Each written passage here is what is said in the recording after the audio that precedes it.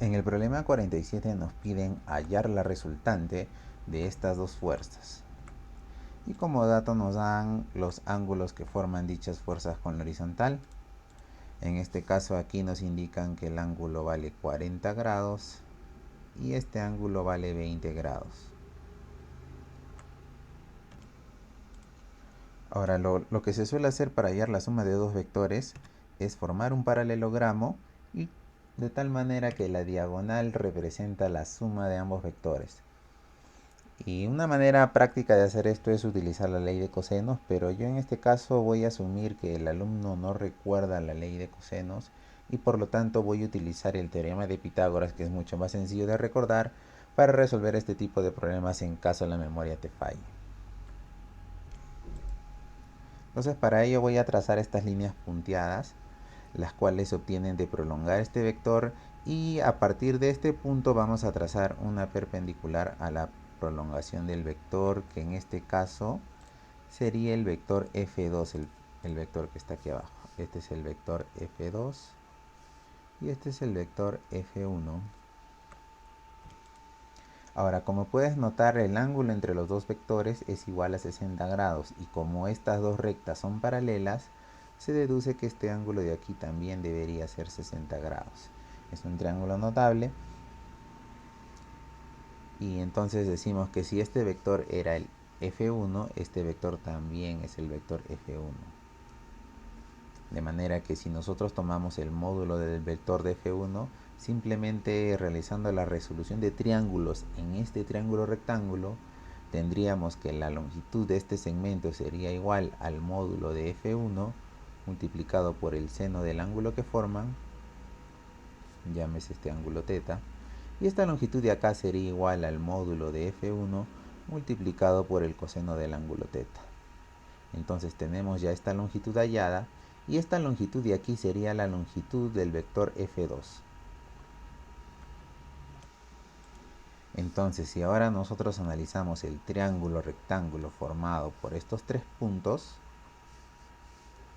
podríamos hallar el módulo de la resultante, que voy a denotar por la letra R, y ese módulo de R simplemente lo calcularíamos usando el teorema de Pitágoras, diciendo que el módulo de este vector, es decir, esta longitud elevada al cuadrado, es igual a la longitud elevada al cuadrado de cada uno de sus catetos. Note que uno de sus catetos es el módulo de F1 multiplicado por el seno de θ, y el otro cateto sería igual a este segmento de acá, sumado más la longitud del vector F2, es decir, el módulo de F2 más el módulo de F1 multiplicado por el coseno de θ. Todo lo que les he mencionado lo he escrito aquí de manera matemática, y lo que simplemente queda hacer aquí es resolver el binomio al cuadrado perfecto. Recuerde desde el jardín que la suma de dos términos elevados al cuadrado es el primero al cuadrado más el doble del primero por el segundo más el segundo al cuadrado.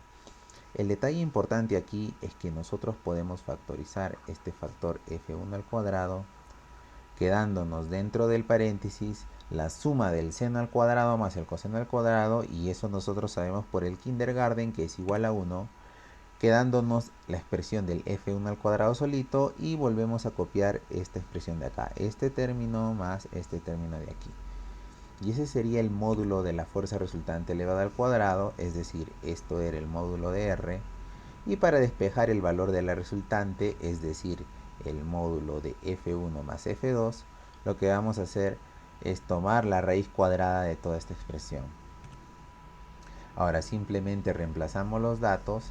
Nos decían que el módulo de F1 era igual a 10, me parece, y el módulo de F2 era igual a 6.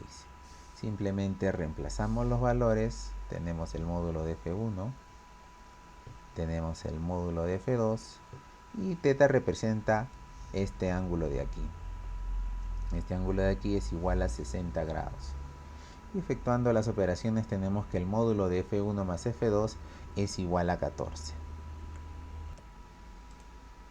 Ahora, en el problema 48 nos dan la siguiente figura, donde este vector representa al vector F1, cuyo módulo es de 10 newtons, y tenemos otro vector F2, cuyo módulo según el enunciado mide 53 newtons.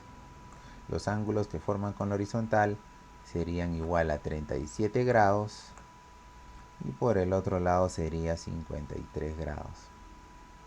Y nos dicen qué fuerza adicional debería aplicarse en el mismo punto, es decir, en el origen del sistema coordenado, para que la fuerza resultante sea nula. Es decir, vamos a aplicar una fuerza de este tipo, digámosla genéricamente, de manera que la suma de las tres fuerzas, es decir, la suma de la fuerza F1 más F2 más el valor de F3 es este vector de aquí, sea igual a un vector idénticamente nulo. Es decir, vamos a tener un vector en dos dimensiones donde cada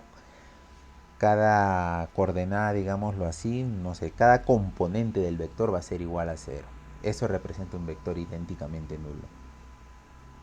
Para ello lo que tenemos que hacer es expresar en términos de sus componentes al vector F1 y nos resulta que es igual a 8 en la dirección X y 6 en la dirección Y. Esto es muy fácil de verificar porque si usted descompone este vector en sus componentes, podría notar que el 37 mira al 3 y este lado miraría al 4. Pero como la hipotenusa es 5, el factor es igual a 2, por lo tanto este vector de aquí debería valer 6 y la componente X debería valer 8. Lo que estoy haciendo es esto de acá.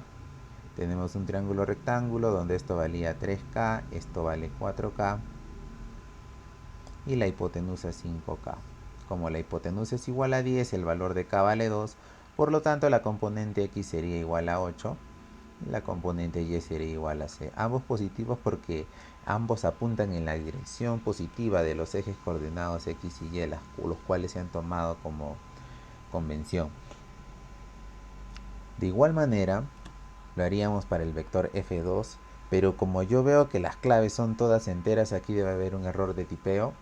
Lo que tendrías que hacer aquí, de igual manera, es trazar tu triángulo rectángulo y recordar que el 53 mira al 4K, por lo tanto este sería igual a 3K y la hipotenusa sería igual a 5K. Por lo tanto, el valor de K sería igual a 53 entre 5. De manera que la componente horizontal de este vector F2 sería igual a 3 veces K, donde el valor de K era 53 entre 5 y aquí está el número 3 multiplicando el factor K. Como la componente horizontal de este vector F2 apunta a la izquierda, es decir, apunta hacia el lado negativo del eje X, se coloca aquí un signo menos. Análogamente, para el eje vertical del vector F2, notamos que su componente apunta en la dirección positiva del eje Y. Por lo tanto, la componente vertical, mejor dicho, la componente Y de este vector debería ser positiva. Y de igual manera, esto sería multiplicado 4 por K. Aquí tenemos el 4 y este de aquí es el valor de K, que habíamos deducido de la hipotenusa, que era 53 entre 5. Lo que tendríamos que hacer entonces es plantear por condición del problema que la suma de los tres vectores debería ser igual a 0.